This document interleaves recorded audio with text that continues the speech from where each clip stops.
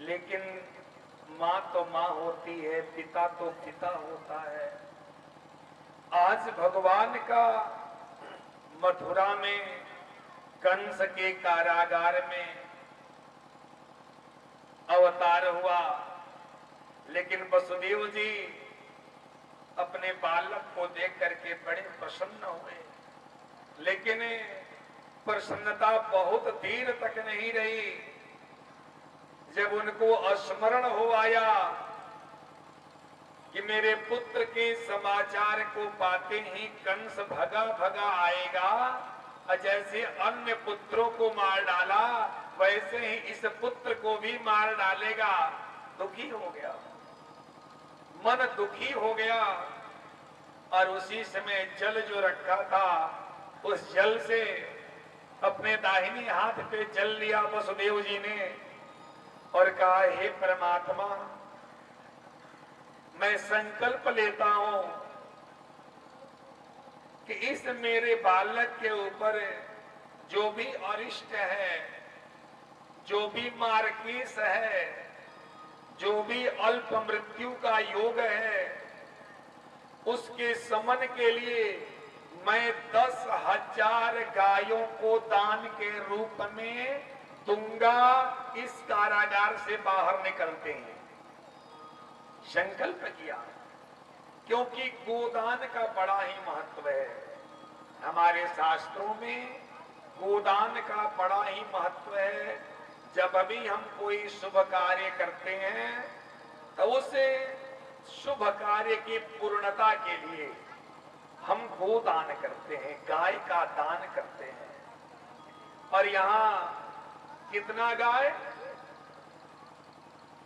10,000 गायों को दान में देने का संकल्प लिया है हमारे वसुदेव जी ने।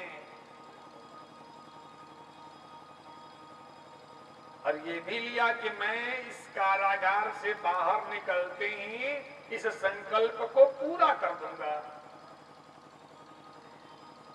और मेरे कन्हैया के कथनानुसार वसुदेव जी भगवान को लेके आए और यशोदा मैया के पास पहुंचा दिया। जानते हैं, ये मेरा अपना मंथन है कि भगवान का अवतार होता है मथुरा में, लेकिन भगवान कहां आते हैं? गोकुल में। गोकुल का मतलब होता है, गो मतलब इंद्रियां, कुल का मतलब समूह। जो इंद्रियों का समूह है वही गोकुल है। और उस गोकुल में कौन रहता है? गोपियां रहती हैं। गोकुल में कौन रहता है? गोपी। गोपी हम उसको कहते हैं जो मन से, शरीर से, वाणी से कृष्ण का ही चिंतन करे, उसी का नाम गोपी होता है।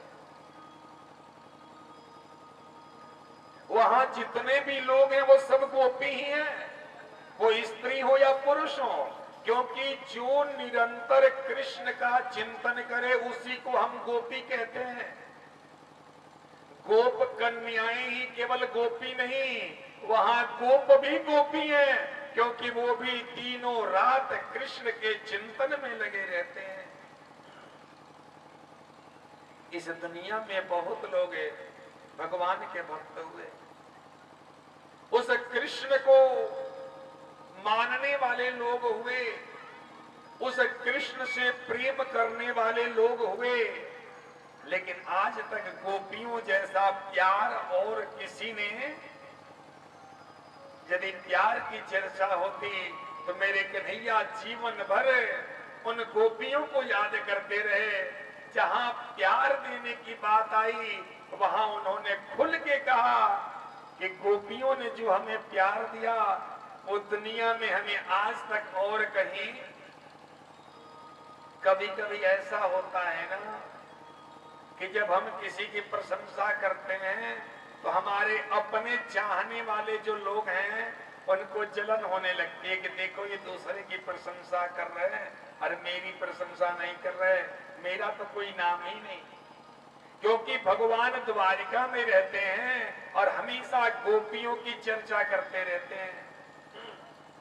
आज रुक्मिणी मैया कहती हैं, प्रभु क्या हम आपसे प्रेम नहीं करते? बोले बहुत प्रेम करती हो। क्या आपको अपने हृदय में नहीं बसाते हम? बोले हाँ बिल्कुल बसाती हो। तो आप हमेशा गोपियों का नाम लेते रहते हैं। अरे उन गोपियों में क्या है और हमारे में वो क्या नहीं है जिससे आप हमेशा हमसे भी ऊंचा दर्जा उन गोपियों को देते आए हैं।